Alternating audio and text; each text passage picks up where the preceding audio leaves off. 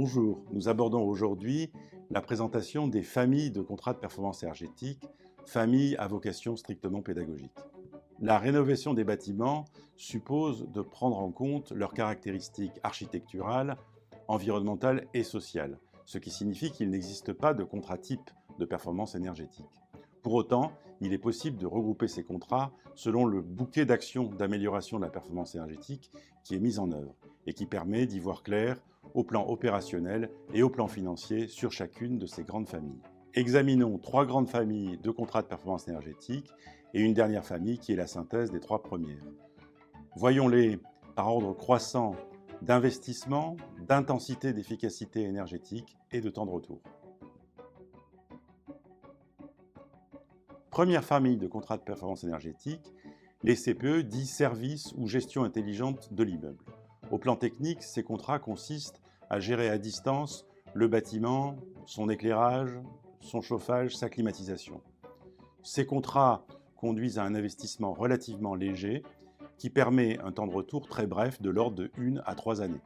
En contrepartie, le niveau d'amélioration de la performance énergétique reste mesuré de l'ordre de 5 à 10%. Ces contrats ont la caractéristique d'être ouverts aux locataires puisqu'ils n'impliquent pas de disposer de droits réels sur le bâtiment et s'autofinancent assez facilement, assez rapidement.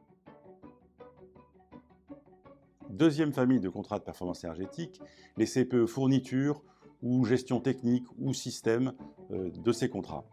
Cela porte sur le changement, la modification des équipements de production et de distribution de l'énergie dans le bâtiment, par exemple la chaudière. Au plan financier, l'investissement est plus significatif que dans la première famille, évidemment. Le temps de retour est donc plus long et s'établit autour d'une grosse dizaine d'années environ. En contrepartie, le niveau d'amélioration de l'efficacité énergétique est également plus substantiel, de l'ordre de 10, 15, 20%. Troisième famille, les contrats de performance énergétique à dominante de travaux. Ces contrats portent sur le bâti. Isolation thermique par l'extérieur, changement des ouvrants ou une combinaison de ces mesures.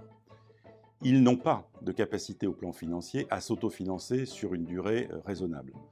C'est normal car le montant cumulé des économies d'énergie de ce contrat sur la durée aura du mal à atteindre le niveau de l'investissement initial. Pour autant, ces contrats qui permettent d'atteindre une efficacité énergétique de l'ordre de moins 20 à moins 30% travaillent sur autre chose que la simple performance énergétique. Ils protègent aussi la valeur patrimoniale du bâtiment. Ils doivent donc être envisagés au titre d'une performance énergétique dite passive par rapport à la performance énergétique dite active des 2 premières familles que nous avons déjà vues.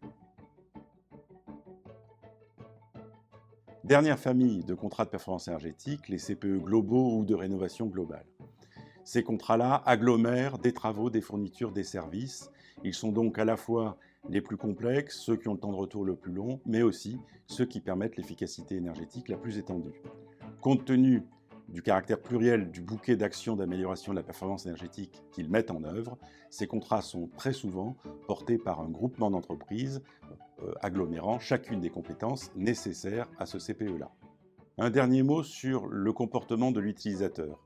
Il est souvent dit que le comportement de l'utilisateur est susceptible d'annuler les économies d'énergie réalisées par le CPE, au titre de ce qui s'appelle l'effet rebond. Ça n'est pas parfaitement exact. L'effet rebond n'est pas discutable dans le cas très particulier des CPE conduits en résidentiel pour des ménages en situation de précarité énergétique. Dans ce cas-là, l'économie d'énergie réalisée est effectivement affectée à un meilleur chauffage. En dehors de ces cas-là, le comportement de l'utilisateur, grâce au volet de sensibilisation qui est très généralement mis en œuvre par l'opérateur, permet d'améliorer le comportement et donc est plutôt un bonus à venir qu'un risque que les entreprises provisionnent. Voilà, bon CPE à tous!